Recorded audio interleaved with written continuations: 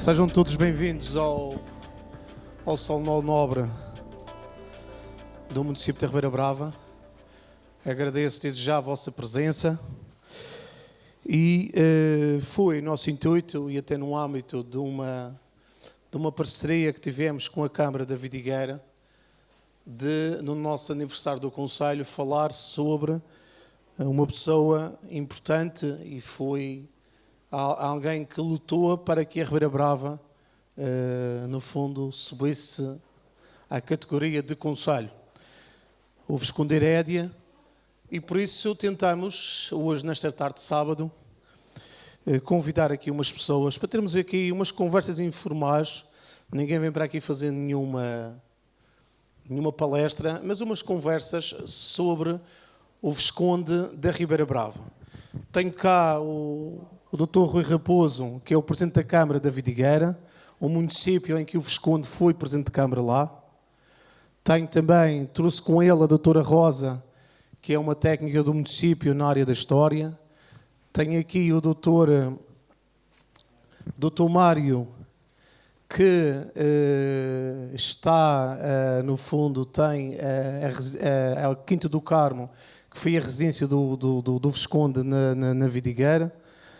A doutora Teresa Paz, Ribeira Bravense, e a doutora Marlene também, uma jovem Ribeira Bravense, que também fez um trabalho sobre o Visconde. Por fim, obviamente o Gil Rosa, não é preciso estar com apresentações.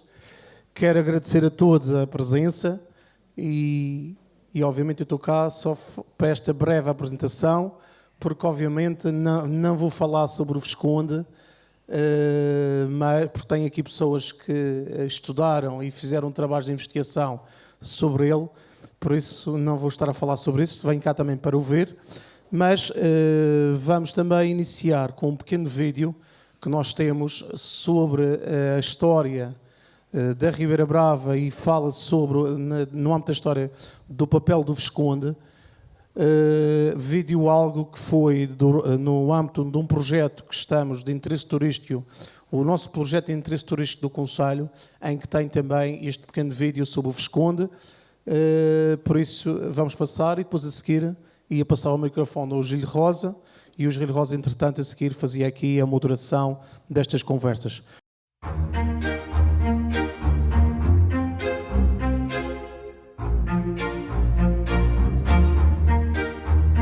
2018 marca o centenário da morte de um dos rostos cimeiros da Primeira República Portuguesa.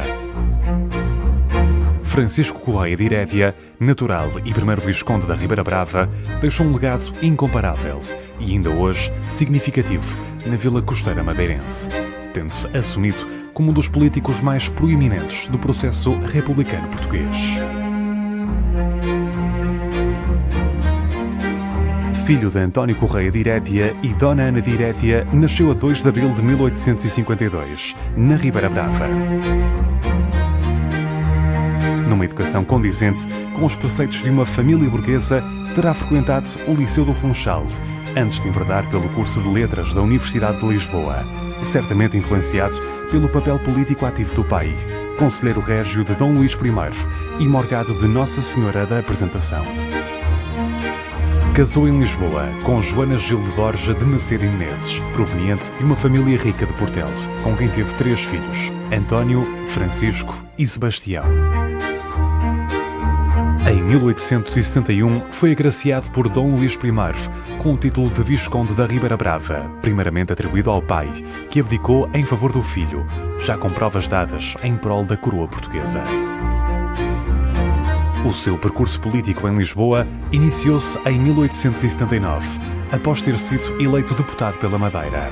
A esta eleição seguiram-se várias durante 3 décadas, até 1915, e entre a representação insular no Parlamento Nacional, assumiu outros cargos políticos, nomeadamente os de Governador Civil de Bragança e Beja, ambos em representação do Partido Regeneradores, exceto no último mandato em Beja, já enquanto membro do Partido Progressista. Foi ainda Governador Civil de Lisboa. Foi presidente da Câmara Municipal da Vidigueira, no qual desempenhou 2 mandatos e cuja governação ficou marcada por um progresso económico, cifrado no melhoramento da rede viária e abastecimento de água. Ainda hoje é reconhecido por esses feitos, naquele concelho onde viveu com a família no antigo convento de Nossa Senhora das Relíquias. Apesar da crescente e relevante ação política nacional, o Visconde da Ribeira Brava nunca abdicou do papel cívico e político na vida insular. Foi responsável pela fundação do Partido Republicano da Madeira, claramente influenciado pelo Centro Republicano Lisboeta, tendo ainda pautado a sua ação para melhorar a vida social e económica dos madeirenses. O potencial do Porto do Funchal foi relevado pelo Visconde, que defendia o seu crescimento, assim como a criação de uma zona franca, num processo que começou já na primeira década do século XX.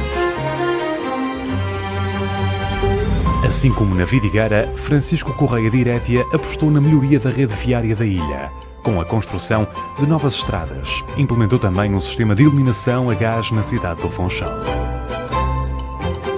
Além disso, a criação do caminho de ferro de Monte e a projeção de uma ligação ferroviária entre o norte e o sul da ilha demonstravam uma postura arrojada do Visconde, num território que revelava alguma discrepância no seu desenvolvimento face ao continente ou ao vizinho arquipélago das Canárias. O título nobiliárquico de Francisco Correia de Herédia foi suspenso em outubro de 1910, com a implantação da República. Nesta altura, passou a identificar-se como Francisco Correia de Herédia Ribeira Brava.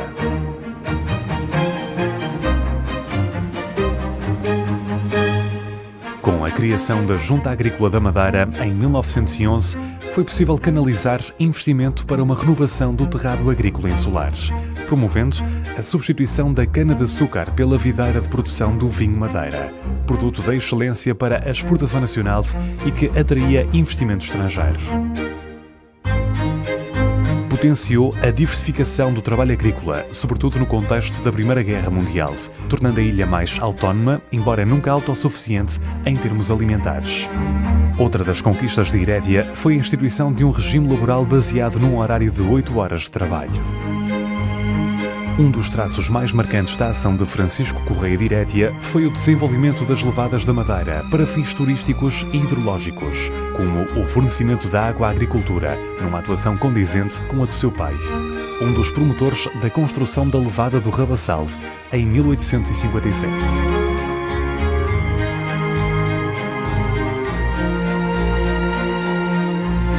A construção de um cais acostável, bem como a proteção da vila face ao mar, a reparação do Forte de São Bento, a construção de um teatro e a edificação da Casa de Abrigo no Lombo do Moro foram algumas das reformas que introduziu na Ribeira Brava.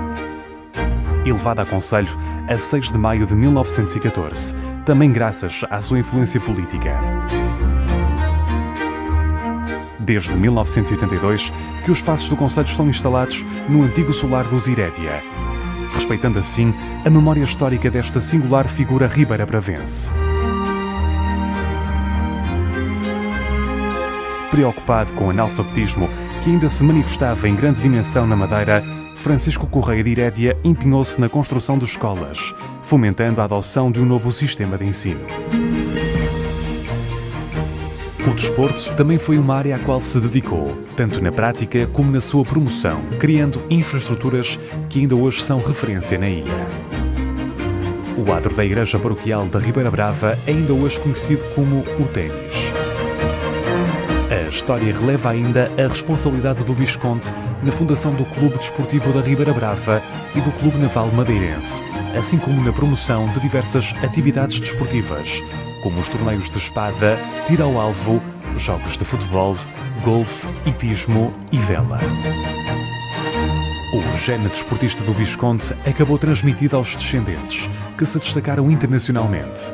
O filho, Sebastião Correia de Herédia, e o neto, Sebastião de Franco Branco de Herédia, chegam a representar o país nos Jogos Olímpicos e a participar noutras competições internacionais, destacando-se em modalidades como a esgrima, ciclismo, natação, pentatlo moderno, tiro e hipismo.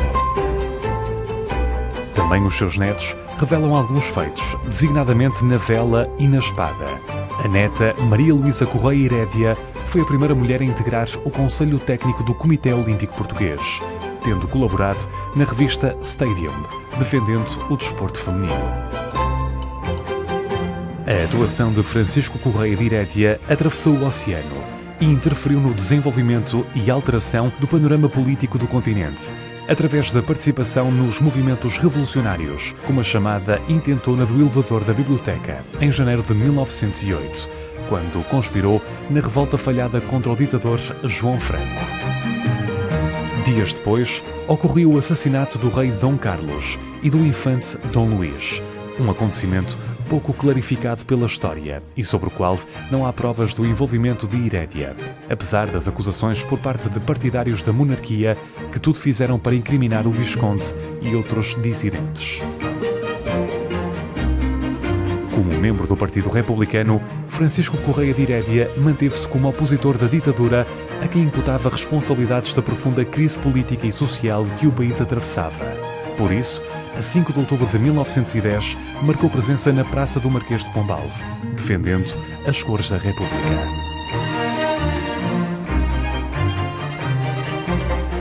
A instabilidade governativa do país, agravada pela grave crise económica decorrente dos efeitos nefastos da Primeira Guerra Mundial, levou Herédia a opor-se ativamente à eleição de Sidónio Pais para Presidente da República, tornando-se, por isso, um dos alvos da repressão policial. Na sequência de uma das detenções, a 16 de outubro de 1918, Francisco Correia de Herédia acabou por ser assassinado, na chamada Leva da Morte, quando, juntamente com outros prisioneiros políticos, era conduzido para outro cárcere. Para a história, fica o papel indelével de um estadista firme na defesa dos interesses insulares e no desenvolvimento do arquipélago da Madeira. O desenvolvimento de uma rede viária e de levadas, bem como a reorganização do terrado agrícola, constituem um verdadeiro estímulo à economia insular e que são ainda hoje exemplos paradigmáticos da ação de um estadista em prol da sua comunidade.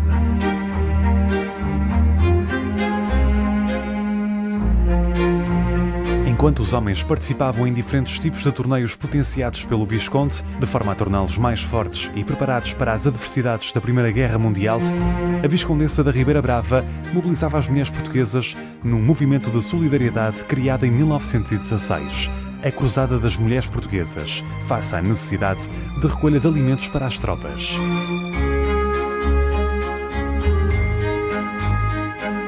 Este movimento assumiu uma expressão de impacto nacional, ainda hoje bem presente na Romaria de Ofrendas nas festas de São Pedro, uma das maiores romarias da ilha.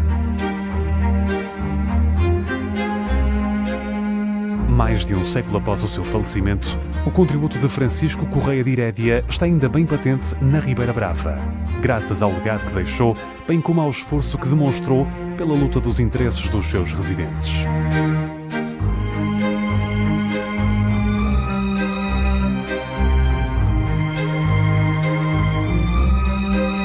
A renovação do Forte de São Bento, o Solar dos Herédias, antiga moradia do Visconde e hoje sede do município da Ribeira Brava, a Casa de Abrigo no Lombo do Moro, o cais acostável a partir do qual se deu o grande desenvolvimento deste território, o teatro que é hoje a Biblioteca Municipal, as escolas e a expansão da rede viária são alguns dos exemplos a visitar para conhecer a nossa história, a história do Visconde e da Ribeira Brava.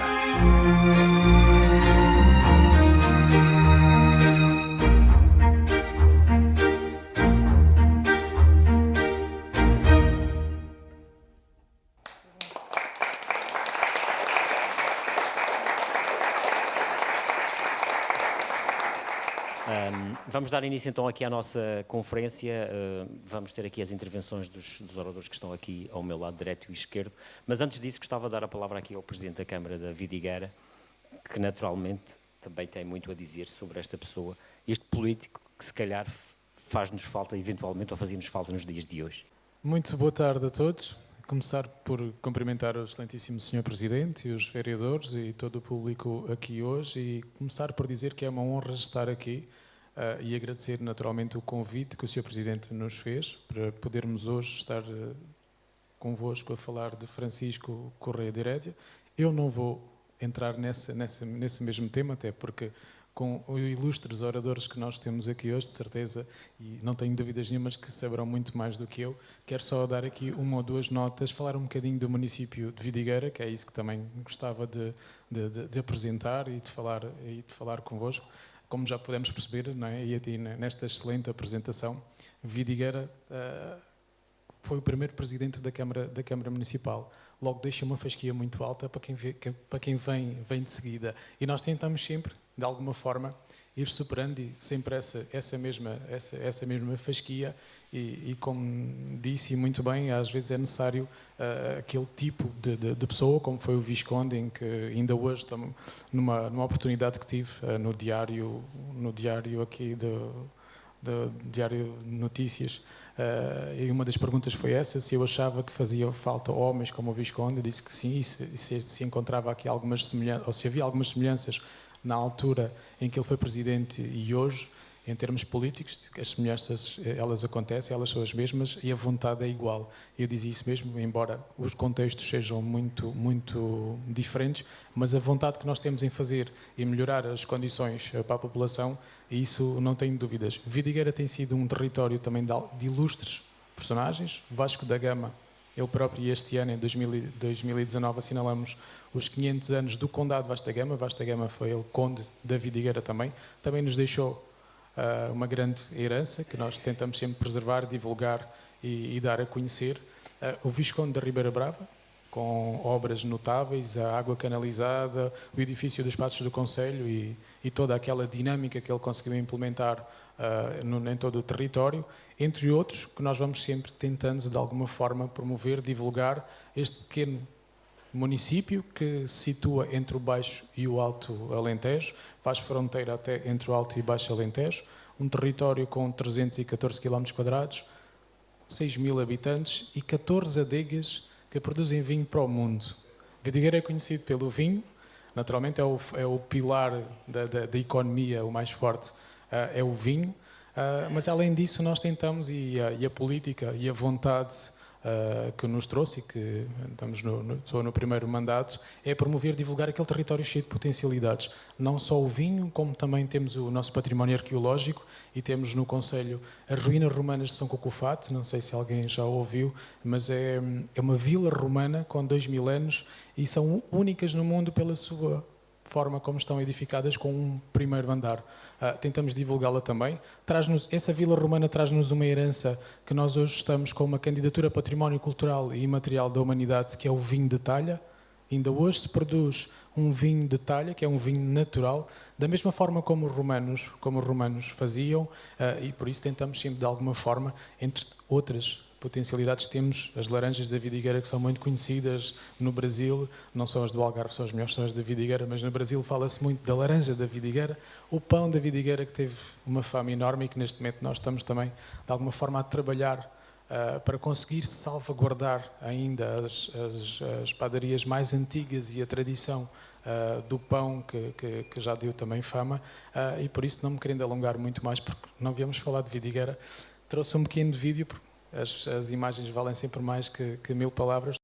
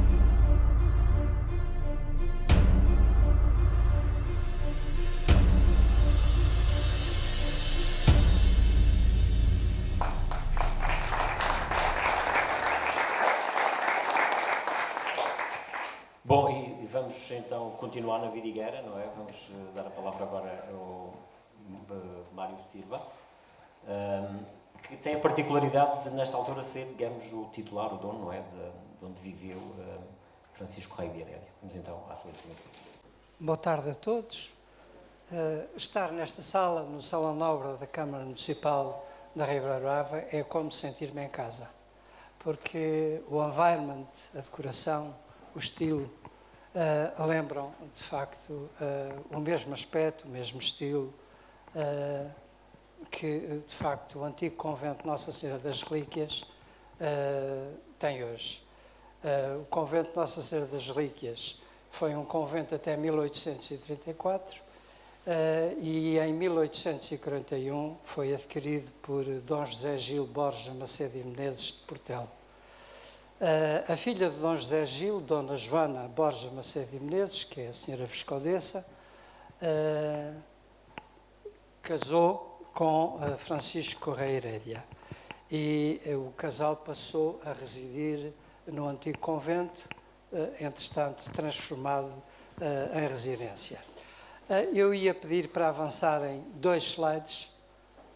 44 anos separam estas duas fotografias, a do monárquico parlamentar do dissidente progressista. Isto para dizer que houve uma mudança de paradigma no modus operandi do Visconde. O Visconde tem um perfil sui generis e eu alinhei ali 10 ou 11 adjetivos que definem com algum rigor o perfil da personalidade, do temperamento, da criatividade, da imaginação, do empreendedorismo, da força de vontade que o Visconde manifestou ao longo de cerca de 50 anos de vida política. Dentro destes adjetivos todos, eu gostaria de acrescentar um ali, furioso. Não é que o homem fosse furioso, embora, em algumas vezes, tivesse vindo muito ao de cima o seu temperamento algo bélico e conflituoso. Há relatos disso no Parlamento, na história parlamentar e até no debate a Sabre, que ele disputou com Vicente de Freitas, outra personalidade aqui da Madeira e que foi muito importante na primeira fase da República em Portugal. Mas furioso porquê? Gaspar Frutuoso, em 1441, descreve esta ribeira que está aqui como uma ribeira furiosa. E é essa ribeira furiosa que dá o nome a Ribeira Brava. Isso está descrito no livro Saudades da Terra, em que Gaspar Frutuoso, que era um historiador, era um sacerdote, era um homem, enfim, um humanista profundo, coisa que no século XV não era assim tão frequente. É ele que, no fundo, com este epíteto, com esta designação, com esta classificação da Ribeira Furiosa, dá origem ao nome da Ribeira Brava. E porquê é que eu escolhi Furioso? Porque o Visconde da Ribeira Brava, quando adota para si o título de Visconde da Ribeira Brava, por um título que lhe é concedido não a ele, mas ao pai, havia como que uma identidade, uma identificação com aquilo que ele conhecia do espírito da terra e aquilo que ele conseguiu transpor para a sua vida pública e para a sua vida política. Eu gostaria de avançar um pouco mais e só tocar aqui 3 ou 4 assuntos, porque não quero, de alguma maneira, no fundo, também entrar na apresentação que a doutora Teresa Paes irá efetuar. Gostaria de aqui assinalar um facto que é determinante no início da carreira política e no início da carreira como homem público do Visconde da Ribeira Brava. Tudo começa com o casamento em 1871. Ele tinha 19 anos. Tinha-lhe sido atribuído, precisamente a 4 de maio de 1871, faz 2 anos, o título de Visconde da Ribeira Brava, a tal Ribeira Furiosa. Ele casa com Dona Joana Gil Borja Macedo e Menezes e tem como padrinhos de casamento, ele casou na igreja de Santa Justa Rufina, em Lisboa, mas teve como padrinhos o Marquês de Ávila e Bolama e Fontes Pereira de Melo. Eu penso que com padrinhos assim, a sorte está ali mesmo ao pé. E isto porquê? Porque Fontes Pereira de Melo era de facto o líder do Partido Regenerador, ao qual Visconde da Ribeira Brava se tinha afiliado em 1871. Tudo começa com o casamento e depois há uma série de nomeações em deputado por vários círculos, desde Monção, Faro, Cabo Verde, até que, naturalmente, a sua dimensão enquanto político vai crescendo. E o seu trajeto também se começa a acelerar, digamos assim. E isto porquê? Porque ele era um homem irrequieto, era um homem inconformado, queria sempre mais. Só se movia quando o environment lhe era adverso. E então ele sai do Partido Regenerador e entra no Partido Progressista. E é no Partido Progressista que começa, digamos, a alargar os seus horizontes. É nessa altura que ele se torna presidente da Câmara Municipal da Vidigueira, tinha sido governador civil de Beja, governador civil de Bragança. Posteriormente, já no âmbito da Primeira República Madeirense, é nomeado governador civil do Funchal, sem nunca ter exercido, tendo deixado para o seu filho Sebastião. E eu gostaria de avançar, porque também não quero alongar muito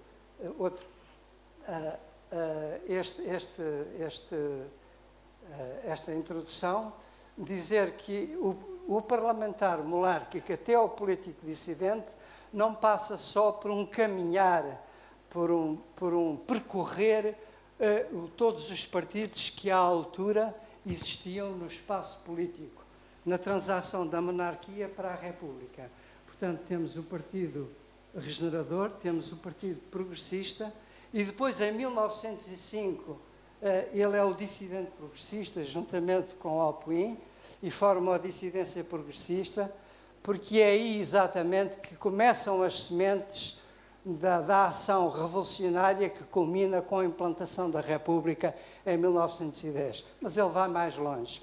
Quando eu disse há pouco que era um homem de coragem, ele era um homem de coragem. Funda em 1907 a Ação Revolucionária, um partido, uma célula, digamos assim, que funcionava mais ou menos acoplada à Carbonária Portuguesa, e é ele que, no fundo, é o braço armado, enfim, do Partido Progressista.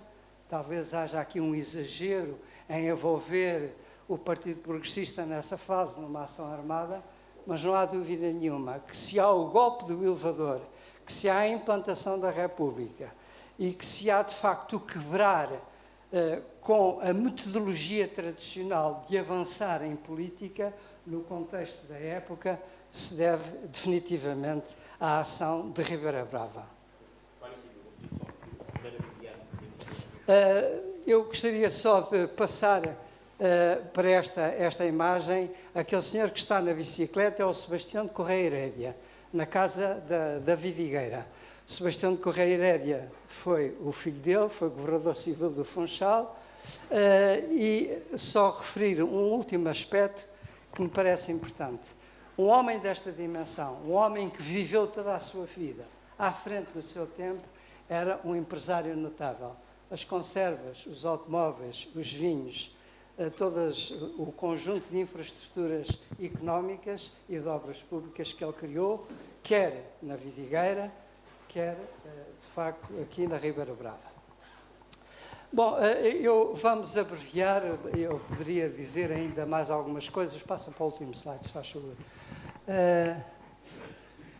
Isso é a Quinta do Carmo, onde ele viveu, a residência, o portal, enfim, mais à frente.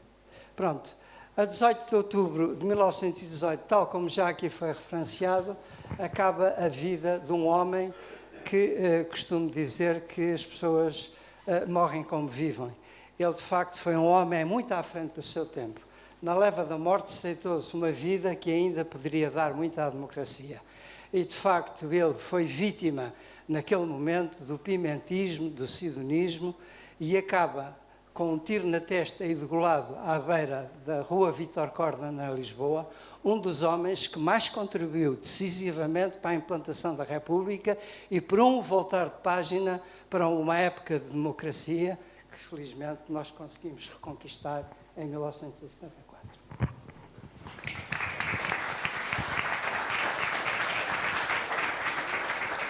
E vamos continuar a ter uma visão, digamos assim, do lado da vidigueira aqui com a Rosa Troll.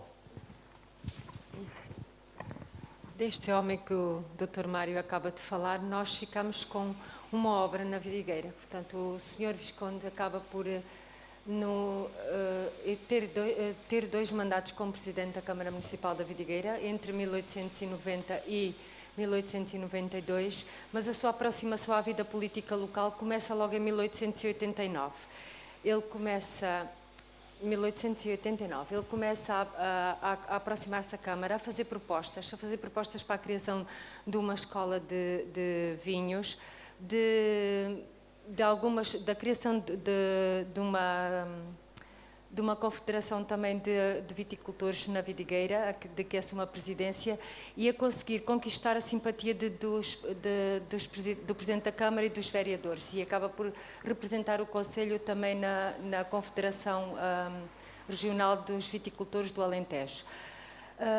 É também dentro do espírito que ele tinha de viticultor, ele acaba também por ser chamado à Câmara para poder instruir os vinheiros, porque nós, como zona vitivinícola, tínhamos um hábito que era nomear guardas das vinhas todos os anos. Todos os anos, durante o mês de junho e julho, eram escolhidos e nomeados os vinheiros para guardar as vinhas.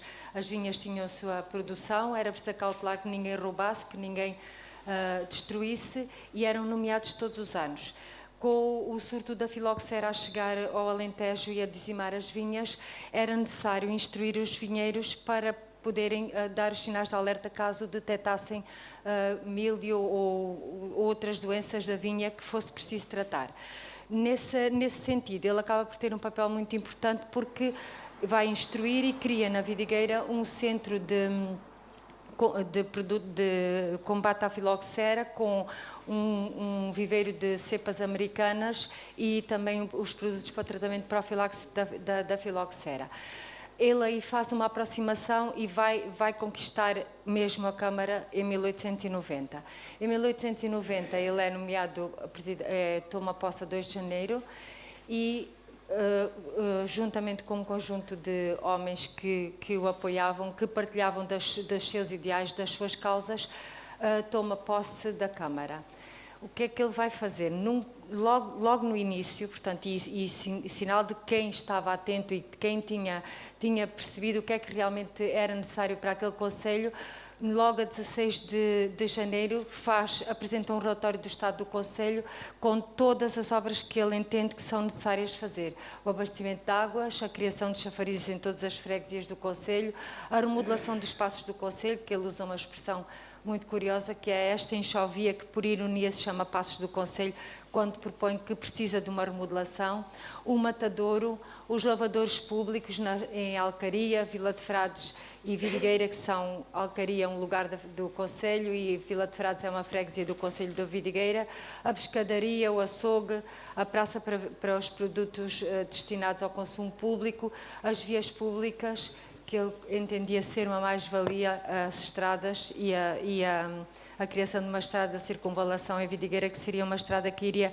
circundar toda a vila. Portanto, o objetivo era criar condições. Para além disso, portanto, esta é uma fotografia da inauguração das águas, foi um dos maiores projetos que ele implementou na Vidigueira e foi uma das grandes lutas que ele teve, porque granjeou aqui muitas inimizades, muitas guerras com as fações políticas mais conservadoras que entendiam não ser um bem necessário, e ele entendia que sim, e bem, porque dentro do espírito progressista que partilhava, tinha o objetivo de criar o máximo de condições para dignificar a vida das populações, acaba por levar este projeto a bom porto.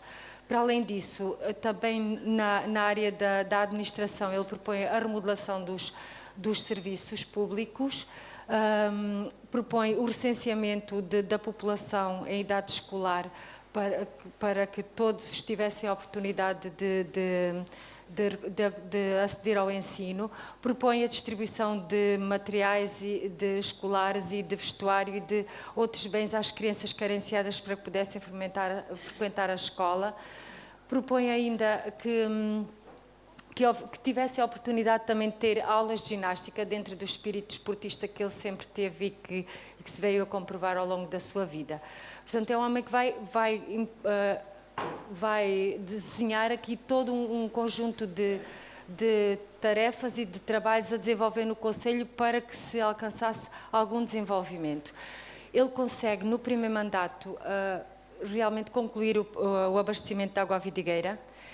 Tem uma luta imensa, portanto, muitas discussões, muitos momentos. Ele foi um homem pacífico e até cordial no sentido de encontrar consenso, mas noutras situações foi mesmo acutilante com aqueles que se lhe opuseram e consegue levar o projeto dele adiante. E em 1891 acaba por ser inaugurada o abastecimento de água à vidigueira, acaba por ser inaugurada também a remodelação dos espaços do Conselho, que é o sítio onde hoje nós ainda estamos instalados como funcionários da Câmara, estamos instalados no mesmo edifício. Isto acaba por também começar logo a desenhar a hipótese de instalar um hospital público, um hospital civil na Vidigueira para a prestação de cuidados médicos. Como nessa fase ainda não tinha um espaço destinado à instalação do hospital, ele acaba por criar neste mandato o posto municipal de socorros médicos e tenta reorganizar os partidos médicos. Porquê? No entender dele, os ordenados que os médicos sofriam eram demasiado elevados e ele propunha uma redução. Com essa reorganização também ganha uma guerra contra os médicos do Conselho e anda ali durante anos a discutir com os médicos, ora os destituía, ora abria concurso, ora tinha um ordenado menor, ora tinha um ordenado maior, mas ele conseguiu ir sempre contornando a situação, os serviços médicos eram assegurados e ele acabou por levar o projeto dele adiante, que vai concretizar depois num segundo mandato que tem início em 1889. Em 1889 ele ganha novamente as eleições. E os dois grandes projetos de referência do segundo mandato vão ser, então, o Hospital Público, o Hospital Civil da Vidigueira e o abastecimento de água à Vila de Frades, que era outra das povoações que com maior número de habitantes e que merecia realmente ter o abastecimento de água. Para a implementação do hospital ali, é outra guerra, portanto, e ele nessa altura acaba por não estar tão presente e em 1900 ele era deputado da Nação pela Junta da Madeira e acaba por estar muito ausente, mas consegue de facto levar o projeto dele adiante. Portanto, sempre em luta com estes grupos de uns mais conservadores, outros mais apoiantes, andou aqui sempre a tentar levar o projeto dele adiante e consegue de facto em 5 de agosto de 1900 inaugurar o hospital. Sim, estou praticamente no fim. Portanto, são estas as obras de referência que ele acaba por deixar na Vidigueira: o abastecimento de água, a construção do hospital, a remodelação dos espaços do Conselho, a construção do matadouro, as estradas, a ligação entre Vidigueira e Alcaria, a estrada da circunvalação ainda em projeto, mas já delineada, a estrada Vidigueira-Vera Cruz. Portanto, são, sobretudo, criar infraestruturas que pudessem criar melhores condições de vida para toda a população. As guerras foram imensas. É um facto que ele muitas das vezes esteve ausente, portanto havia períodos, por exemplo, no final do primeiro mandato, em 1892, estava durante muito tempo ausente. Sente-se que ele imprime ali um dinamismo enorme na vida política e também na atividade camarária. Tenta que todos os projetos cheguem a bom porto, mas quando deixa as variações um pouco mais sozinhas, sente-se que há um abrandamento e que há algum receio. De facto, Francisco Correia de Herédia era o motor de todas as ações que se tentavam implementar e que se tentavam levar adiante e que tentavam fazer com que o Conselho progredisse. No segundo mandato sente-se ainda mais, portanto só se concretizou aqueles 2 projetos, porque também esteve bastante tempo ausente e como tinha aquele objetivo que era instalar o hospital, a partir do momento em que é inaugurado ele afasta-se e depois também há uma série de constrangimentos, é feita uma sindicância, é acusado de má gestão e acaba por ser criada uma junta administrativa, uma comissão administrativa que vai depois assegurar a gestão da Câmara até ao final de 1900 e em 1901 já tínhamos depois a nova Câmara. Penso que foi extremamente importante a obra dele. Há alguns momentos nós sentimos que ele pelo menos da minha parte, sinto que foi um homem muito impulsivo e muito até agressivo contra aqueles que se lhe opunham, mas também a ideia, a visão dele, o homem à frente do tempo dele, com a vontade de fazer tanto como ele tinha, fez falta naquele momento no Conselho, porque a partir daí ficaram criadas algumas estruturas que foram fundamentais e que ainda hoje usufruímos delas, só não usufruímos do abastecimento de água a partir do Vale do Marco, porque entretanto a gestão das águas públicas mudaram, mas o facto é que está lá e ainda está capaz de servir.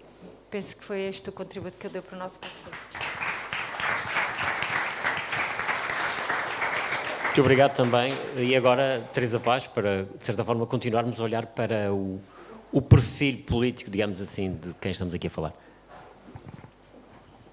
Obrigada. De acordo com aquilo que nós combinamos, eu vou tentar, no fundo, fazer uma síntese, porque há aspectos que tocam e que são muito interessantes fazer até analogia, comparação, metodologias que ele usou na Vidigueira e que são muito idênticas àquilo que vai acontecer depois quando ele tem uma relação mais direta com a administração, quer local, quer regional. Mas antes de mais agradecer ao Sr. Presidente a iniciativa, o convite para participar nesta iniciativa, que eu considero que é uma iniciativa importante e louvável, não só porque valoriza um aspecto que cada vez deve ser tido em conta, que é o conhecimento da história local, normalmente afastada das áreas curriculares, quer do ensino secundário, quer até do ensino superior, e no fundo é através do conhecimento que se tem, dos personagens, dos protagonistas, das suas gentes, são essas memórias, essa relação com o passado que nos proporciona uma identidade que depois nos une e nos fortalece enquanto comunidade. Portanto, é por isso que, mesmo que repetidamente, nós estamos agora a falar do Visconde, mas é importante que se falam de outros, há outros protagonistas, há outros factos históricos e, portanto, esta iniciativa é sempre louvável nesse aspecto. E com a apresentação dos 2 vídeos e com a apresentação do Dr. Mário e da Dra. Rosa, há aqui coisas que se tocam, mas, na verdade, é incontestável. O Visconde da Ribeira Brava tem aquelas facetas todas que nos apresentou, é furioso, é conspirador, é impetuoso, é irreverente. Eu gostaria, aliás, o que eu tenho aqui um pouco para dizer, para fazer uma espécie de síntese, no fundo é isso, é abordar as facetas do Visconde da Ribeira Brava que o tornaram diferente e uma figura ímpar aqui do Conselho e provavelmente noutros sítios por onde terá passado. A história do Visconde não está desligada, no fundo, da herança familiar que recebe, quer da parte do pai, que é uma figura que ainda está muito por estudar, mas, sobretudo, o seu aspecto impetuoso e corajoso da parte do avô. Foi, sobretudo, um militante revolucionário, digamos assim, no liberalismo, saiu da Madeira, teve no cerco do Porto, portanto, digamos, tinha um temperamento mais próximo do Visconde do que propriamente o pai, que teve um papel enormíssimo do ponto de vista da administração das alfândegas, do Funchal, do Porto e de Lisboa, bem como a reforma da administrativa portuguesa, foi deputado, foi presidente da Câmara, foi governador civil, tanto o pai como o avô. E o que vemos, no fundo, no estudo que eu tive a possibilidade, e nas fontes que tive a possibilidade de contactar, é que o Visconde da Ribeira Brava não ocupa nenhum desses cargos. O Visconde da Ribeira Brava era um homem de ação, de intervenção. Era muito difícil quer dizer, a ideia que um investigador e um historiador, quando começa a pegar nos documentos e faz de um determinado personagem, no fundo é isso que ele revela. Ele é um revolucionário, e como também o professor Dr. Francisco Fernandes, na compilação que fez como parte no trabalho que eu tinha desenvolvido e que ele próprio também explorou noutras facetas, é na verdade um revolucionário, um conspirador e um autonomista. E isto é importante que se diga, porque penso que muitos desses aspectos o Dr. Mário já falou, ainda hoje se discutem questões, e era um homem à frente do seu tempo, era um visionário. E também concordando com a doutora Rosa, e isso aqui aconteceu na Ribeira Brava, aconteceu no Funchal e acontecia dentro dos ministros, dentro dos gabinetes dos ministros na Assembleia da República. A sua impetuosidade, portanto, o seu fervor no defesa, por um lado, quando estava na Vidigueira, nos interesses da Vidigueira, a metodologia foi a mesma com a Madeira quando chegou cá, foi fazer o levantamento de todas as necessidades, não só do Conselho, mas também enquanto membro da Junta Agrícola, da Junta Geral do Funchal, teve um papel preponderante na Comissão do Porto, da ampliação do Porto do Funchal, mas sobretudo foi na atividade parlamentar que ele desenvolve, que ele com mais acuidade e com mais persistência, e no fundo é através da atividade parlamentar, pelo menos aqui em relação ao Conselho, ele vai conseguir os seus propósitos. A criação do Conselho, as primeiras tentativas de criação do Conselho acontecem em 1911 e só se finalizam em 1914. Mas há uma série de assuntos e ele percorre todas essas áreas que já nos foram faladas aqui pelos colegas de painel, que têm a ver exatamente com a questão da aviação, da ligação entre as terras, do transporte bem, a questão alimentar, a questão da educação. Aqui também no Conselho da Ribeira Brava, em 1915, cria um círculo escolar que une todos os concelhos, Ribeira Brava, Ponta de Sol, Calheta, São Vicente, Porto Muniz, cria, portanto, 2 escolas. É um indivíduo que tem aquela faceta de romântico e humanista, exatamente pelo conhecimento também do tempo que viveu no estrangeiro. É muito ligado ao teatro, e o teatro aqui funcionava no Largo Herédia, onde hoje tinha um antigo cinema e hoje está a biblioteca. E era um indivíduo, no fundo, promotor, gerador de conhecimento, de cultura, de desenvolvimento. Não só desenvolvimento físico, com infraestruturas que eram necessárias, mas também do ponto de vista intelectual, do ponto de vista da cultura. Há 2 momentos que marcam a atividade do Visconde. Na verdade, ele começa a carreira em 1871, quando recebe o título, quando casa. Eu, por acaso, tenho uma informação de que ele teria casado na igreja de São Domingos, em Lisboa, mas não sei se... Pronto, então isso às vezes acontece. Mas depois é uma altura em que ele também vai ao Porto, está no Porto quando é fundado o Partido Progressista. O primeiro filho nasce no Porto, na altura também ainda é governador de Civil de Bragança, depois há esse período todo até 1901, 1902, e assenta na Vidigueira e que desenvolve, no fundo tenta desenvolver todo o trabalho e que na altura era importante do ponto de vista da proximidade das povoações, não só do ponto de vista das águas, de rodoviário e de saúde também, da educação e da instrução. Ele, como disse numa das suas cartas, tentou fazer alguma coisa pela Madeira antes da implantação da República, mas não conseguiu. Portanto, também esse período ele passa praticamente todo o tempo no continente, no território continental. Eu aqui tenho que chamar a atenção para a atividade parlamentar entre 1911 e 1914 e o período de 1915 e 1917, no que diz respeito à Madeira e que no que diz respeito à Ribeira Brava.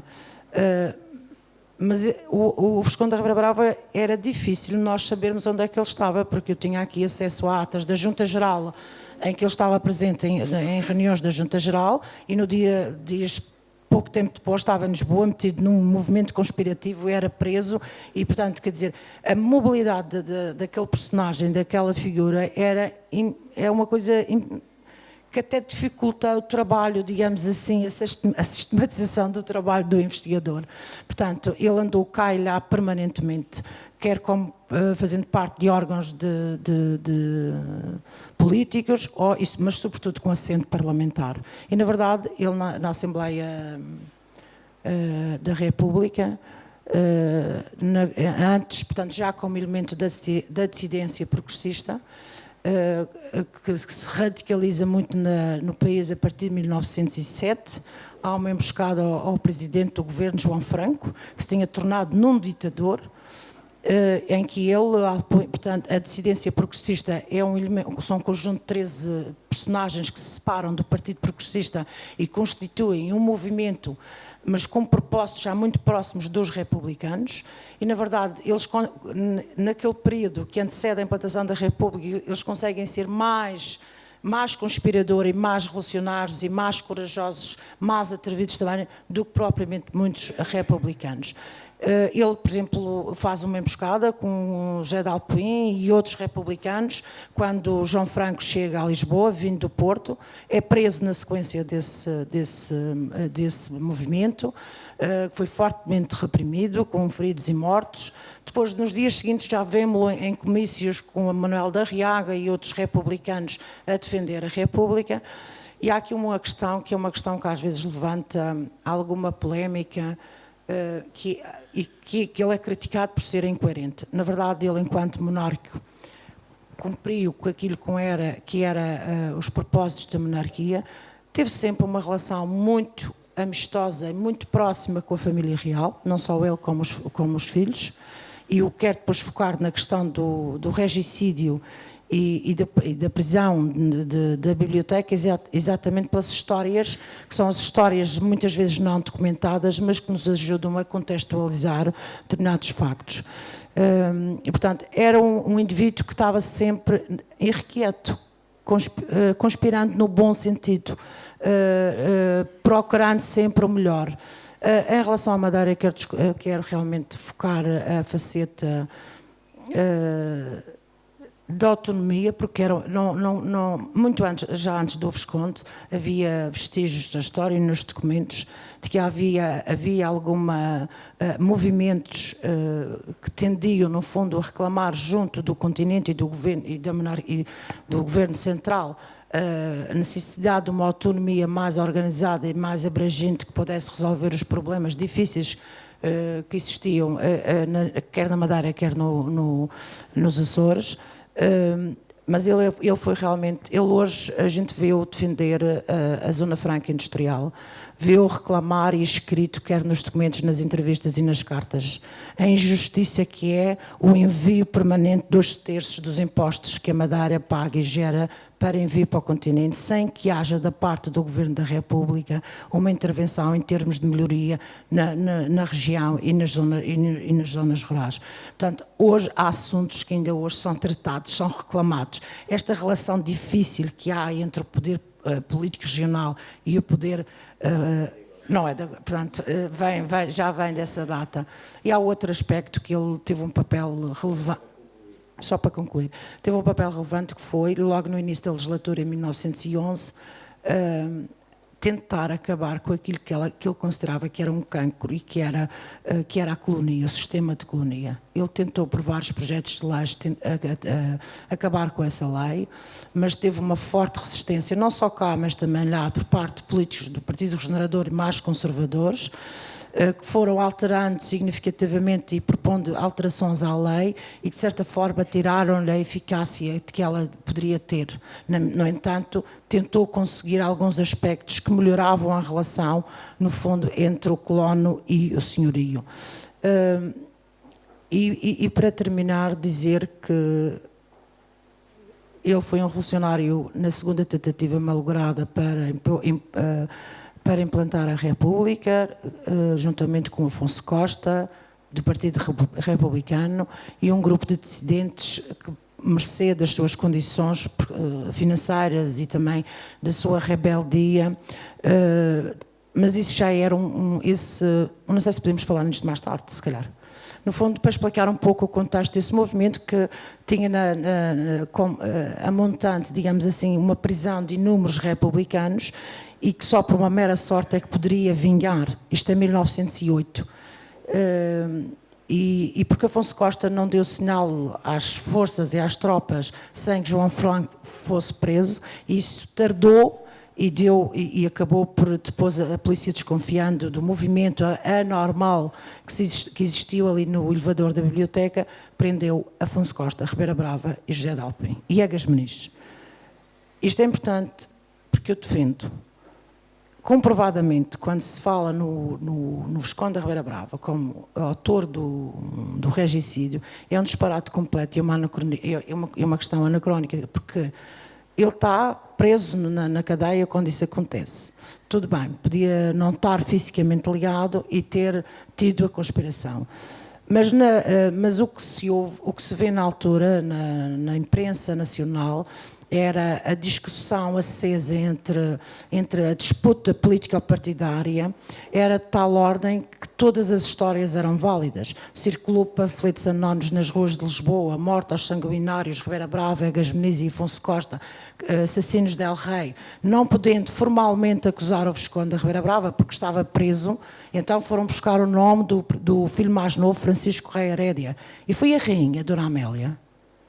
Há uma imagem que passam aqui, não sei se no vídeo, que quando afasta um dos assassinos com o ramo de flores, é ela que vai depois depor no processo judicial que não é quem atirou no rei ou no príncipe também do Dom Luís, não era o Visconde, não era porque estava preso, mas não era o filho do Visconde, porque nesse dia ela testemunha a favor dele, porque eu conhecia muito bem e, portanto, não poderia ser dele. Obviamente, a análise passa por... aliás, isso é uma questão da história que eu acho que deve ser um pouco revisitada e analisada, porque, na verdade, não era o Dom Carlos o visado nesse movimento. O 28 de janeiro, o regicídio, 1 de fevereiro de 2008, é que tudo estava preparado que fosse para o presidente do governo Franco. Esse sim. E depois também há um passado e uma relação familiar, de familiaridade com o Visconde e com a família real, que eu não creio, pelas características e as facetas que o doutor Mário, e que eu acredito que também concordo com quase todas elas, tem, que era corajoso, frontal, naquilo que quando discordava e quando concordava, não era o homem para estar... a conspirar, que não de uma forma direta com as pessoas. Portanto, o combate político dele era um combate corajoso. E isso vê-se até na morte, na forma como ele morre, na ditadura de Sidónio Paz, em que também participou no movimento 12 de outubro e, na consequência disso, também é preso, são às centenas os presos, e quando ele vai na leva da morte, que é a leva da noite, ele sabia que ia morrer. Para poder, enfim, ter a oportunidade de gerir aqui o nosso tempo e dar agora a palavra também aqui à Marlene, enfim, falar se calhar um pouco agora do espírito mais empreendedor, digamos assim, relacionado com aquilo que é a nossa rede viária, um pouco isso. Pronto. Boa tarde a todos. Queria agradecer também ao Presidente da Ribeira Brava pelo convite para aqui estar. Queria, visto que sou, acho que a pessoa mais jovem aqui na sala, queria ressalvar exatamente isso, que hoje em dia a noção de quem é o Visconde, eu estudei, sou natural da Ribeira Brava, estudei aqui na Ribeira Brava e muitas das tardes vinha passar aqui as tardes para a Câmara da Ribeira Brava, para os jardins do município, que são muito bonitos, como os outros jovens. E o meu conhecimento sobre o Visconde da Ribeira Brava era que tinha sido o fundador do município e pouco mais.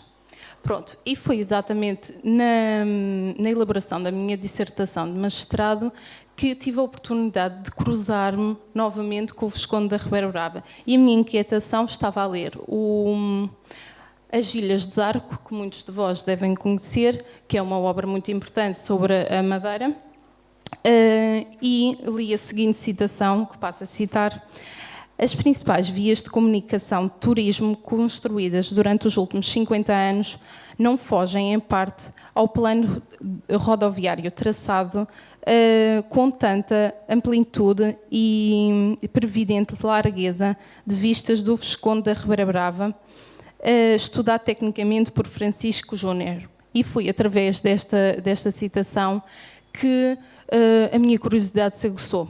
Exatamente por... eu estava a ler um artigo que era de 1989, que fazia referência a um senhor que faleceu em 1918.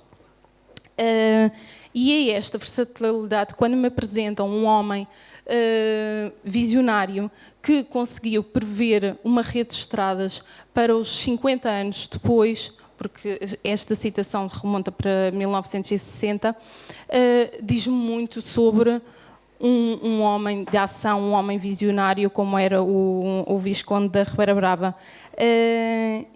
Esta noção de amplitude que ele teve, acho que foi a principal característica que ele deixou, nomeadamente no Concelho da Ribeira Brava, mas também na região autónoma da Madeira. Ele procurou dotar a Madeira de infraestruturas capazes de impulsionar o desenvolvimento económico da região. Ou seja, nós tínhamos, ele foi presidente da Junta Agrícola da Madeira e da Junta Geral do Funchal, o que lhe permitiu, lá está, conseguir olhar para o território e pensá-lo de maneira abrangente. Mas esta abrangência vem de trás. Ele é um homem viajado, um homem culto, que permaneceu e trabalhou em diversos municípios, como já ouvimos, foi governador de Bragança, de Beja, presidente da Vidigueira, governador também de Lisboa, apesar de ter sido só por por muito pouco tempo. E esta abrangência, e depois também um pormenor fora, tinha vivências em Paris com a mais alta sociedade, também pela Casa Armstrong, acho que não estou em erro, na República da Argentina. E eu acho que é esta noção de território que ele nos traz para a Madeira, principalmente pós Nova República. Foi aí que ele trouxe os grandes contributos para a região. No âmbito da rede de estradas, em obra, podemos dizer que as obras que ficaram dos projetos de leis apresentados pelo Visconde da Ribeira Brava, ressalvo aqui na Ribeira Brava a ligação à Encomiada e posteriormente o projeto de expansão para São Vicente e a ligação da Encomiada ao Porto Meniz pelo Paúl, que é a atual Estrada Regional 105, se não me engano. E é exatamente essas ligações que ele concretizou e outras tantas que ele tinha em projeto, ou seja, ele tinha uma noção de que os locais tinham de estar interligados para haver a transição de bens e de pessoas. Pois ele, para além, estando à frente da Junta Geral Agrícola, poderia pensar apenas no âmbito agrícola, mas ele, lá está, sendo um visionário, tinha sempre na perspectiva a ligação dos concelhos para que houvesse uma facilidade de transição de bens, mas também, de certa forma, fomentar o turismo e aproveitar essas mesmas estradas, nomeadamente a do Paúl da Serra, a delegação do Funchal, do Monte, neste caso, ao Ribeiro Frio, para quem conhece, e olhar para essas vias como vias que pudessem ser utilizadas para o turismo e para a observação da paisagem. E posso dizer que destas estradas, isto foi o que foi concluído e que é assumidamente obra do Visconde da Ribeira Brava e comprovada em projetos de lei que foram apresentados pelo mesmo. Contudo, a ligação, um projeto abrangente que é da ligação de todos os concelhos da região através de uma rede de estradas, Foi apresentado já na altura, entre 1912 e 1913, pelo Visconde da Ribeira Brava. Tento aqui à plateia, lanço um desafio, que é exatamente pensar numa rede de estradas quando o automóvel tinha sido introduzido em 1906. Na região, pela primeira vez. A primeira companhia de autocarros fazia apenas a ligação entre o Funchal e Câmara de Lobos pela primeira vez em 1913. E era um homem que conseguia pensar numa região. Nós olhamos todos para a Madeira, vemos a orografia que tem, e é quase impossível nós pensarmos rasgar a Madeira como está agora, que nós felizmente temos vias expressas, vias rápidas, mas antes disso, e antes até das estradas regionais, pensar num projeto tão abrangente, que é isso que me fascina exatamente no Visconde, e tentar ligar todos os municípios através de uma rede de estradas tão complexas, que teria de ser sempre complexa devido à orografia. Para além destas obras na rede de estradas, não queria deixar de salientar outros aspectos que mostram exatamente esta visão que o Visconde da Ribeira Brava tinha. Nomeadamente, a Junta Geral, para quem não sabe, foi inicialmente criada para resolver o problema da cana-de-açúcar. Que era um problema, havia o problema do escoamento da cana-de-açúcar, havia o problema das taxas de alcoolismo, e o Visconde tinha essa noção de que a cana-de-açúcar não seria um produto para se continuar, tanto que ele propôs diversas vezes em decreto, em proposta-lei, exatamente que a cana-de-açúcar fosse substituída por outras culturas. Se calhar também, devido à sua experiência na vidigueira e na sua própria produção de vinhos que tinha, ele propunha muito a massificação e a aposta dos agricultores na vinha, bem como noutros frutos que não tinham muita adesão, porque tínhamos o problema da conserva exatamente desses produtos, e ele tinha bem noção dessas limitações, daí a aposta nos vinhos. Vou enumerar só, nós aqui no vídeo já tivemos a oportunidade de dizer, mas já que na vidigueira também foram enumeradas algumas das obras, também gostaria de enumerar algumas das obras que ele deixou e projetos de lei que ele propôs ou então subscreveu. Vou passar a dizer. A racionalização das águas para a irrigação dos campos, ou seja, das levadas, a importância que deu às levadas. Este é um assunto que eu acho também muito interessante e que nós vemos hoje em dia, que é a descentralização de competências. Nós falamos muito, hoje em dia, quem ouve o jornal sabe que falamos muito disto, e isto quer dizer o quê? Passar as competências para os municípios, passar as competências para infraestruturas mais pequenas e não centralizar las só no Estado. As águas, nesta altura, pertenciam ao Estado. E a ideia do Visconde era exatamente municipalizá-las, porque o município tem sempre uma visão diferente sobre o território, sobre as necessidades do território. E exatamente o Visconde tentou, que não foi aprovado, passar as competências das águas para o município.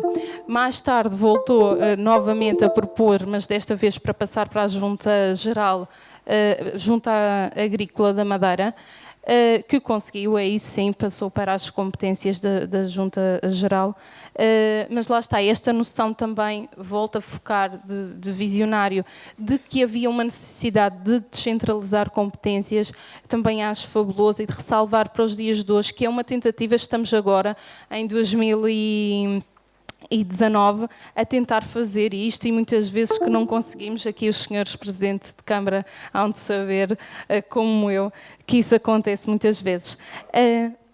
Não, agora vou só enumerar mesmo, exatamente. Então, a necessidade da criação de redes de estradas, isso já salientei.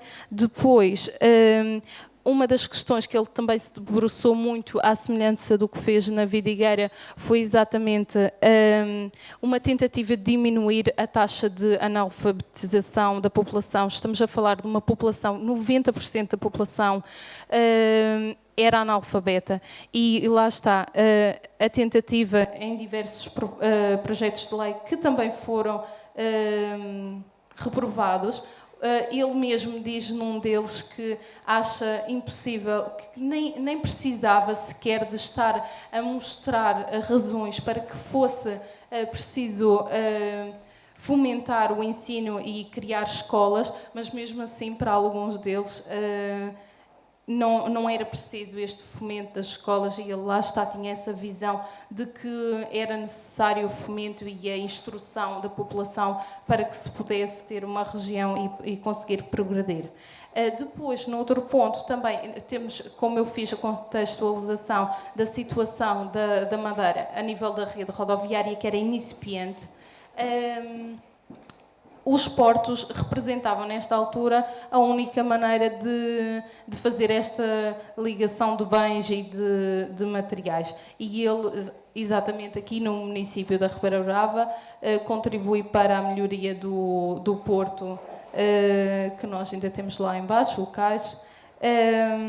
Depois, o desenvolvimento do turismo, lá está, pelas estradas, pelos locais, ele até propôs muitas vezes hotéis para as pessoas poderem ficar nas zonas altas.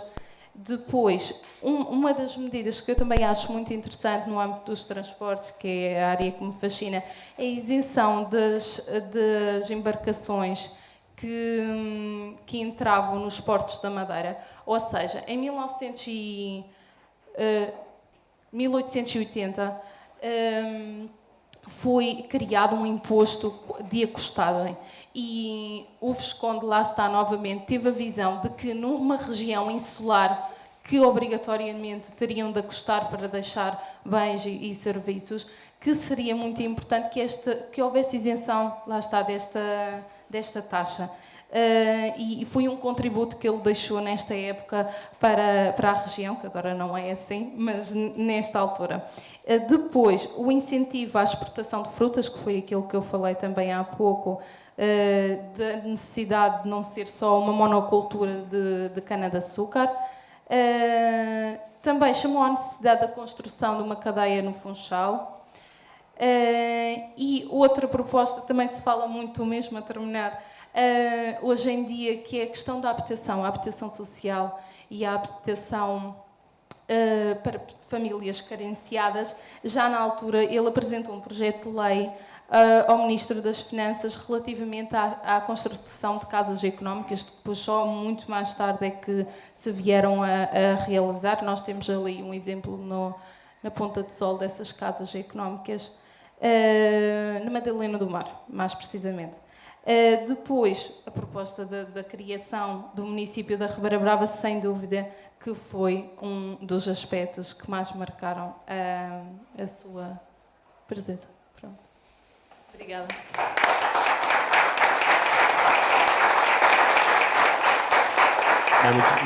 Muito obrigado a todos. Ainda temos algum tempo, penso eu, para eventualmente mais algumas questões. Eu daria a oportunidade à plateia, se quisessem colocar aqui alguma questão, enfim, que quisessem ver melhor esclarecida junto dos nossos oradores, que pudessem eventualmente colocar. Não sei se há dúvidas, se há particularidades que gostariam de ver aqui melhor esclarecidas. Perante o que ouvimos cá, e às vezes já também numas conversas quando estive em outubro na Vidigueira, e na conversa às vezes a um almoço, uma coisa perguntávamos, e ali a doutora Marlene, que tem trabalhado no âmbito da mobilidade, como é que aquele homem se deslocava para tanto sítio, sem autoestrada, Isto é uma pergunta que eu faço a mim. Ainda há pouco dizia a doutora Rosa que ele era Presidente da Câmara da Vidigueira, já no fim também era governador de Bragança. Não, deputado pela Madeira. E eu fiz questão, nós publicámos um livro no centenário do Conselho e obviamente, na altura, eu era Presidente de Câmara, estava há cerca de meia dúzia de meses à frente da autarquia e tive a ler o livro com cautela e também ver alguns documentos, textos escritos sobre o Visconde. Não sou historiador, mas a minha coisa. E fazia-me logo esta questão, como é que ele se deslocava tanto? E se seguirmos as atas das reuniões da Assembleia Constituinte, que ele era deputado, de 15 em 15 dias, aquele homem debatia-se sempre com um problema sobre a Madeira. Ou era a educação, debatia-se por várias vezes, sobre a mobilidade dos ilhéus para o continente. Não digo mais. A zona offshore, 139 negócios, não digo mais. Um posto médico na Ribeira Brava e uma lancha. Obviamente ele não queria um hospital na Ribeira Brava, na altura até chamava de hospital, mas era ter uma urgência, porque a realidade, quem estava aflito, os tinham dinheiro e iam de lancha para o Funchal, para o hospital do Funchal, caso contrário iam de rede até ao Funchal. E aqui havia aquele primeiro tratamento e dizemos, pá, este homem de facto era um visionário, mas a mim questiona-me, por mais pedalada que se tenha, como é que ele conseguia estar em tanto sítio ao mesmo tempo? Não a hoje em dia, porque hoje temos aviões, temos meios extremamente rápidos de se deslocar. Aqui no caso da Madeira sou os ventos do aeroporto a prometer, mas como é que ele tinha tempo para isto tudo? Agora digo-vos uma coisa, de todas as atas que eu tive, relatos de atas que eu tive a ler, notei quando ele conseguia fazer aprovar a criação do Conselho da Ribeira Brava, ele escreve uma carta como tipo um desabafo. Pá, estou contente, neste momento a minha terra, a terra do meu coração é Conselho. Nota-se aquela sensação da forma como escreve, o gosto que ele tinha por esta terra, independentemente do trabalho que fez noutros sítios, o gosto que ele tinha por esta terra. Ele dizia, isto agora, até ele tem uma expressão que dizia, quem me dera eu ter menos de 30 anos, e não quero estar aqui a menosprezar ninguém do Funchal, que a Ribeira Brava seria a capital da Madeira. E isto fica grato. E hoje, para mim, tendo o que eu leio sobre o Visconde de Herédia, eu penso que se há vida lá e se tivesse cá a ver, estarmos aqui todos a falar sobre ele no salão de festas dele, também ele deve se sentir bem no outro lado.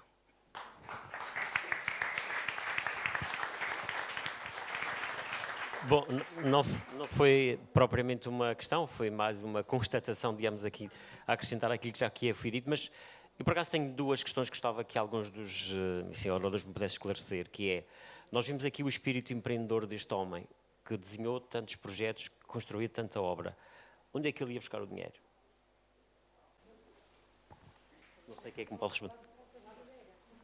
No caso da Vidigueira, para a rede de águas de abastecimento público, ele fez um empréstimo de 6 contos de réis. E aí começou o problema, portanto, e a luta com aqueles que se opunham a que ele realmente recorresse a um empréstimo para custear as obras.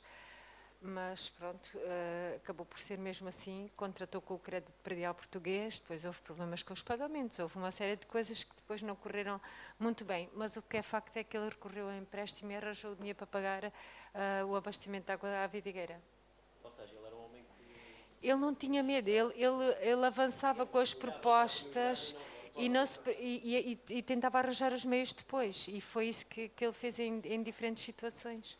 Portanto, com a rede de águas, com todas as outras obras que pôs em marcha, a remodelação dos espaços do Conselho, também não se liquidaram logo as obras. Também posso dizer, é quase uma inconfidência, inaugurou sem estar pronto, é um facto, está a fotografia, está toda a gente ali à porta, mas a sede do Conselho não estava completamente pronta. Pronto, se calhar. É interessante, mas é um facto. E eu só queria acrescentar uma coisa. Quando nós começamos a procurar e a ler as atas e a fazer investigação sobre aquilo que ele realmente propôs, aquilo que ele tinha em mente de fazer, se olharmos hoje o que é que se está a fazer, outra vez a criar creches para os meninos, a dar apoios para os meninos terem os livros, quando ele propõe a doação de materiais escolares, de roupas, de apoio para as crianças mais carenciadas, não estamos a replicar uma coisa que há 100 anos ele já tinha proposto. Quando se diz que ele era um homem à frente do seu tempo, não era mesmo, porque as aulas de ginástica e educação física, a preocupação com a condição física das crianças. Hoje não estamos a pôr nas AECs as aulas de ginástica, a música, outro tipo de ensinos. Ficam muitas questões porque realmente não era um homem muito vulgar. E tinha uma velocidade de pensamento. Ele, em 3 meses, pôs a andar o projeto de Águas da Vidigueira, portanto, tomou posse no dia 2 de janeiro de 1890, no dia 16 apresentou o relatório do Estado do Conselho, em março tinha o projeto e tinha o empréstimo a contratar. Relativamente à Vidigueira, eu percebi que ele terá conseguido executar muitas obras. Muitas das que ele propôs quer para Madeira, enquanto região, e para a Ribeira Brava, porque ele disse só após a República é que eu vou começar por casa e vou começar pela Ribeira Brava como ponto de partida para a minha atividade. Mas eu recordo-me que ele propunha também medidas de salvaguarda financeira em relação a determinados projetos. No que toca à rede viária e às estradas que começam em 2012, 13, a terminar aqui uma em 14, que já liga a São Vicente, ele propõe um imposto sobre o tabaco que deve reverter para as câmaras municipais e para, no fundo, de certa forma, financiar a parte rede viária, que era complementada também pela Junta Agrícola e pela Junta Geral. Há uma manifestação muito grande no Funchal, que eu não sei se foi derivado do imposto de farolagem e há um decreto que o Visconde deveria ter defendido na Assembleia da República e que passou, digamos assim, sem a supervisão dos deputados da Madeira, numa altura em que também passou a lei do orçamento. Isso também não é novidade para nós, porque nós sabemos que às vezes essas coisas acontecem. E ele vem-se justificar no Palácio São Lourenço ao povo o que é que aconteceu, porque é que aquilo aconteceu, porque é que não houve contestação àquela lei da parte dos representantes da Madeira, que era ele, o Carlos Olavo e uma série de outros republicanos, mas depois, através da sua iniciativa, em contacto com o Governo, com os ministérios, com telegramas que se pode comprovar, ele propõe adiantar, eu já não me recordo muito bem, mas tinha a ver, que era um imposto que incidia sobre o comércio, sobre uma atividade económica importante. E ele propõe que esse imposto, enquanto não é pago pelo Governo da República, a Junta Agrícola vai proceder a esse pagamento, vai adiantar esse pagamento. Eu acho que a questão financeira no tempo do Visconde e agora era a mesma, era através da luta e da persistência junto dos governos centrais, quem mais tinha influência. Eu felizmente que dizia, quer na oposição, quer no gabinete dos ministros, entrava e tanto uns como outros não desistia enquanto que não conseguia os seus propósitos. Obviamente que ele nem sempre conseguiu, coisas que ficaram muitas das questões e questões importantes ficaram por conseguir em relação aqui à Madeira, mas era um batalhador e com financiamentos, provavelmente com gente também dos círculos políticos onde se inseria que mais abastados, que entretanto a revolução vê-se descrições do Visconde na participação dele em relação à República, em que muitas das armas estavam em casa dele e com aquele um milionário ou um indivíduo que era também progressista, da dissidência progressista, é que quem financiava, o António Centeno. António Centeno, é o António Centeno. Portanto, eles próprios arranjavam de forma muito criativa, às vezes, o financiamento de determinadas medidas. Mas o papel dele não era esse. O papel dele e de outros deputados da nação, quer pela Madeira, quer por qualquer outro círculo do país, era no sentido de sensibilizar a necessidade de haver uma atenção por parte no tempo da monarquia, pela monarquia, no tempo da coisa pelo Estado, sobre as regiões E a propósito do transporte, recordo-me quando foi aqui o abate, quando Portugal entra, Portugal não entra, mas quando se dá a Primeira Guerra e há um navio, há um ataque por parte dos alemães, ele nessa altura aproveita para levantar essa questão e exigir na Assembleia da República equipamentos que possam defender, até porque as ilhas estão totalmente dependentes desse meio de transporte para sair e para chegar. Portanto, só esta questão, quer dizer, deve haver mil e uma maneira. E depois também era um pouco a fortuna pessoal das famílias. Mas ainda há uma outra questão que eventualmente também não sei quem é que me poderá esclarecer aqui sobre esta matéria, mas era sobre a forma dele decidir enfim, aquilo que pensava. Se ele era de facto um democrata, se decidia sozinho, se tinha uma equipa, se procurava ouvir outras pessoas, porque dá um pouco a ideia que ele era um homem de decisões e, portanto, não se punha a discutir muitas coisas, o objetivo era mesmo avançar. Não sei quem é que me pode... É essa a ideia que eu pergunto, não sei. Eu concordo com a doutora Maria Teresa Paes, porque o facto de ele ser um homem decidido, de ser um homem determinado e, sobretudo, ser rápido nas decisões, não quer dizer que as decisões fossem tomadas porque ele queria ou porque lhe apetecia. Ou de forma autoritária. Não, ou de forma mais impetuosa, mais assertiva. De facto, ele tinha a possibilidade de construir as suas equipas. E as pessoas que entravam nos projetos eram quase sempre gente da sua confiança. E, naturalmente, quando ele via que, de facto, tinha obstáculos, ele mudava de canal. E o mudar de canal podia significar mudar de partido, mudar de lado na luta, e tentar ir mais à frente. Afastar pessoas? Não digo afastar pessoas, evitar pessoas, encontrar novas soluções. Ele era um homem que tinha sempre soluções alternativas. E ele não era um ditador, ele não era um João Franco. Ele era um homem que sabia negociar, mas tinha bases para a negociação. Ele sabia com quem negociava e sabia o que conseguia. Aliás, há uma coisa que acontece no perfil político dele, os anos menos felizes de Ribeira Brava são precisamente de 15 a 18, com a crise da junta agrícola, quando ele começa a ser contestado pelo Vicente de Freitas, quando lhe abrem a sindicância à junta agrícola, quando Portugal entra na guerra e está em maus lençóis, ele de facto começa a faltar alguns apoios. E é nessa altura que se nota que também no continente há uma certa confusão, porque ele ainda não se tinha juntado definitivamente ao Partido Republicano, mas a dissidência progressista estava a falhar. E pessoas que com ele fizeram o caminho, como o Alpuim, como o Egas Muniz, começaram a tentar outras soluções. Nas vésperas do 5 de outubro de 1910, ou melhor, antes, no movimento de 28 de janeiro de 2008, o movimento que se preparava para a implantação da República era toda da responsabilidade de republicanos. E a dissidência tinha-se criado no ano anterior, em 1905, ou seja, estamos em 1908.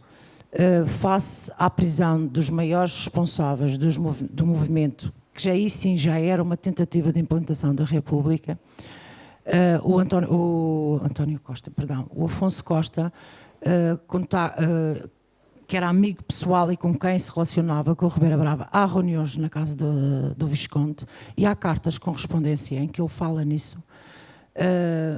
E há uma reunião na véspera do movimento em que está o Afonso Costa, alguns republicanos, o Egas Muniz, o José de Alpuim, e em que ele decididamente dá a garantia de que está numa entrevista e está na correspondência pessoal dele. Ele adere, a partir daí, a partir desse movimento, ele adere por completo ao Partido Republicano, e tanto é que dentro do Partido Republicano, que vai depois ser dividido em várias fações, ele vai seguir sempre a fação do Partido Democrático de Afonso Costa. E temos que tentar fazer um enquadramento histórico. O Partido Democrático, no fundo, era o partido mais à esquerda de todos os partidos republicanos. E desde que ele entra e que se compromete com Afonso Costa, com o Partido Democrático, ele permanece leal a esse partido. O período de 1915, quando ele está, e que acontece a toda a administração da Junta Agrícola, da dissidência, questões de pagamentos e de contas, ele está em Lisboa a lutar contra a ditadura de Pimenta de Castro. É o período em que ele tem responsabilidades muito importantes aqui, mas por força das circunstâncias e porque ele opta entre defender os ideais da República e participar nos trabalhos aqui na região, ele não tem dúvidas nenhumas. Entre 2015, só para terem uma noção, entre março e outubro de 2018, antes de ele ser Pedro, 1918, ele é preso 4 ou 5 vezes. Portanto, esse período em que ele está aqui com a Junta Agrícola, obviamente não podendo estar presente em todos os momentos, em todas as decisões, mas eu concordo, ele contorna as questões, mas ele não muda de partido. E na altura, em casa dele, na Visconde da Ribeira Brava, a decidir quem eram os comitês que iam ser substituídos, os republicanos que tinham sido presos para o movimento, há uma pergunta que ele faz ao José de Alpuim. Ele diz, Visconde da Ribeira Brava, a partir deste momento, aliás, ele já era um grupo que se compunha com ideais bastante revolucionários, muitos deles até mais do que alguns republicanos. E essa reunião em casa do Visconde, que está relatada numa das cartas do Visconde da Ribeira Brava ao antigo amigo e administrador do Conselho da Ponta de Sol, Luís César Camacho, ele pergunta ao Alpuim, ele tinha uma relação de grande proximidade com o Alpuim e não o queria magoar nem coisa, mas ele disse, meu caro Alpuim, a partir de hoje, a partir deste contexto, eu não posso voltar para trás. O meu caminho é ao lado do Partido Republicano e na defesa das instituições republicanas. E é por isso que vemos em todos os momentos. Repara, podemos pensar que ele era... O facto do poder de decisão e de liderança do Visconde não tem nada a ver com ser mais democrático ou menos democrático. Penso que ele tinha um grande respeito por aquilo que era a democracia. Agora, irritava-o profundamente as papeladas, os imbróglios e toda a burocracia que muitas vezes os processos se constituíam. Ele não mudava de partido, mas era capaz de bater à porta de um opositor do Partido Regenerador ou de um rival político para tentar resolver um problema da Vidigueira ou um problema da Ribeira Brava ou da Madeira. Isso é constante na informação e na documentação que se encontra. Mas há uma paixão ali, que aliás há 2 grandes momentos, que é a luta quando ele verifica, a partir de 1904, com os adiantamentos à Casa Real, com a crise dos tabacos e do monopólio dos tabacos, e com o João Franco, que de uma forma... Não era bem com o rei, mas o rei praticamente deixa na mão do João Franco, que era o presidente do governo, toda a possibilidade, e ele praticamente torna-se num ditador. Ele aí diz que não vale a pena continuar neste tipo de luta. Portanto, eu não tenho meios, com este contexto histórico, de poder de poder fazer qualquer...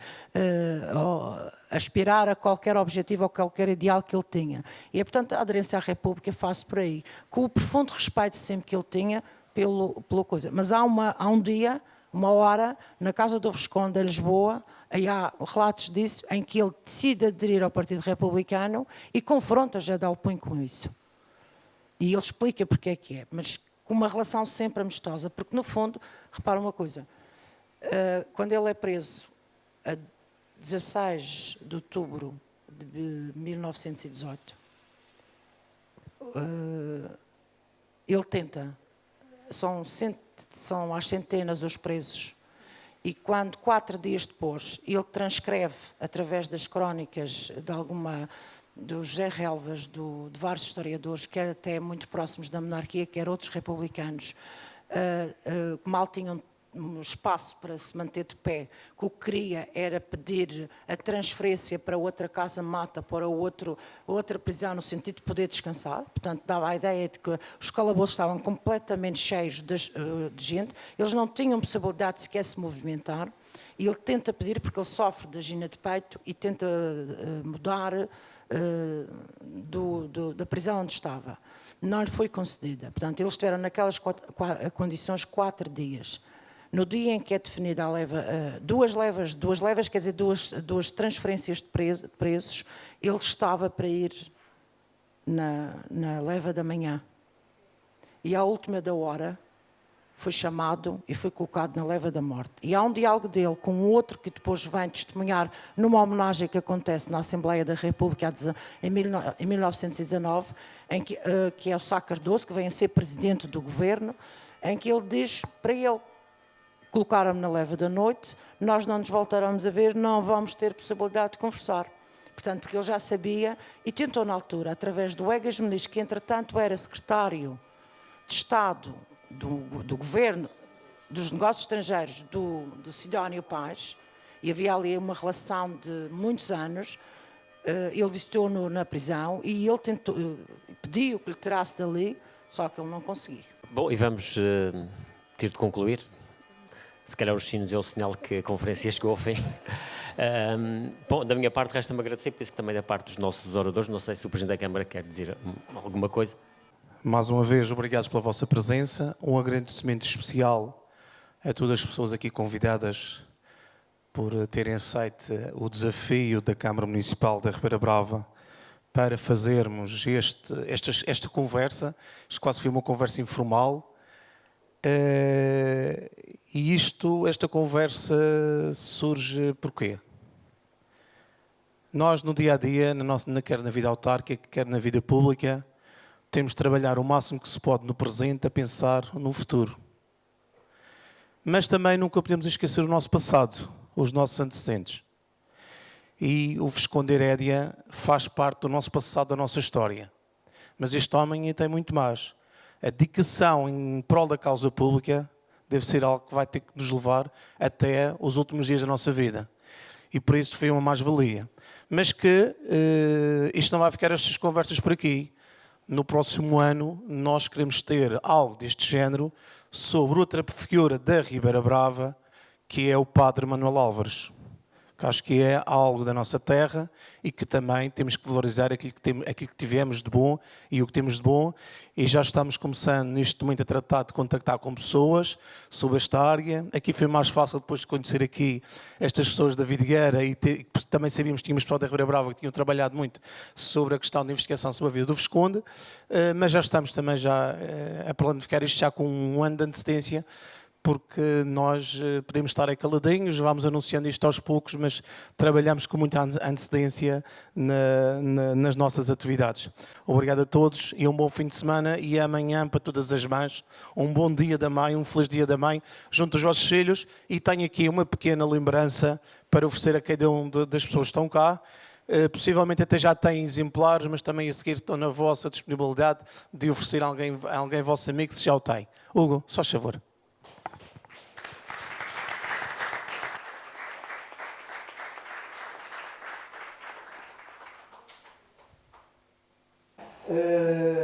E temos aqui, portanto, é uma pequena lembrança deste dia, pois, obviamente, há sempre alguém que gosta desta vida de ver o trabalho sobre o Visconde, portanto, fica uma dessas lembranças. Obrigado a todos e uma boa tarde.